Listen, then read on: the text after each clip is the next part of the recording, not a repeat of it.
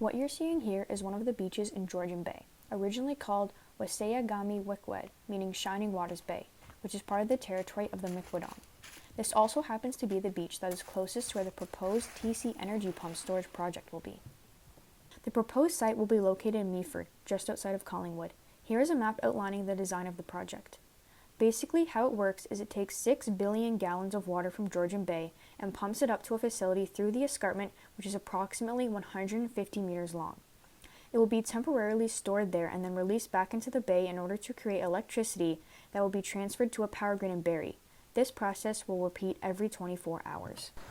Some impacts that this will have on the environment include 500 acres of forest and inhabitants destroyed and killed, a hole cut into the escarpment that is 375 acres, a 700-meter shoreline intake, a break wall that will not only entrap fish but also kill them and destroy aquatic ecosystems and spawning areas, and since water will be pumped in and out of the bay, it will create water turbidity as well as affecting the quality of the water. Noise, water, light, and air pollution will occur during and after the project. The eastern and southern shores of Georgian Bay were originally occupied by up to 10 distinct indigenous groups during the first half of the 17th century. The Iroquoian Huron, or Haudenosaunee-Wendat, and Petén, or Tayanantati, occupied the southeastern and southern shores of Georgian Bay, which is where the proposed storage pump will be located. The forests were home to a number of animals desired primarily for their meat and hides, but also for other purposes.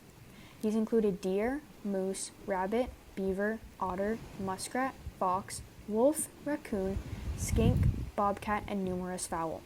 Edible fruits, nuts, roots, and in places wild rice were harvested. Staples of the region included corn, beans, and squash, which are the three sisters who only grow and thrive together.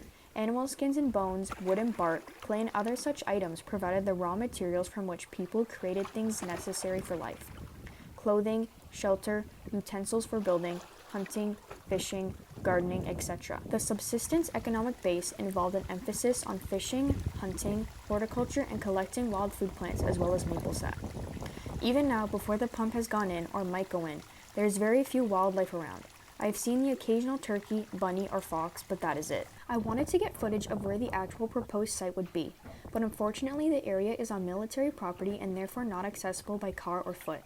So my dad and I took out our canoe and paddled over to where the proposed site will be in order to get a better look. Currently the water is so clear you can see down to the bottom of the bay, even in the deeper parts. In the summer, people are constantly swimming, canoeing, fishing, etc. off of this beach and many others along Georgian Bay.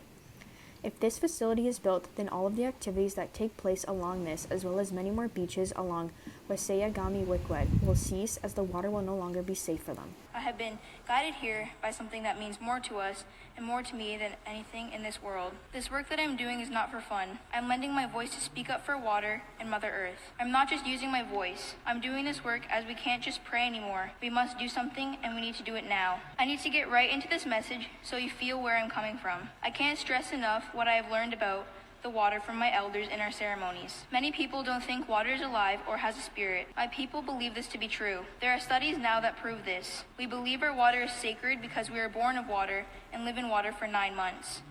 When the water breaks, new life comes. But even deeper than that, we come from our mother's water and her mother's water and so on. All the original water flows through us from the beginning and all around us. Water is the lifeblood of Mother Earth. Whether it's frozen in the form of rain or clouds, in rivers, lakes, and oceans, water is around us and sustains us all. Everything is connected to this issue of clean water, and this impacts our health and well-being. These thoughts bring me to a story shared by my grandfather about the world in our language that says, Ode Nung. We use this word when we say we are going to town or the city, but it really means where your heart is.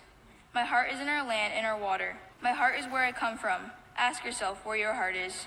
Where is your spirit? My grandfather told me to remind everyone where your heart is, as we need our land to live, and we can't be here without the land and the water. We are all connected. My heart is not for sale, and neither is our water and our lands.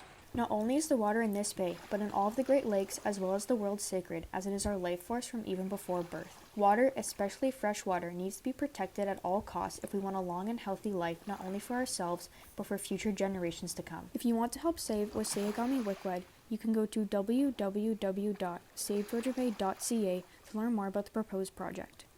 and sign the petition, which is open until November 28, 2020 at this link, to ensure that the project is not carried through with.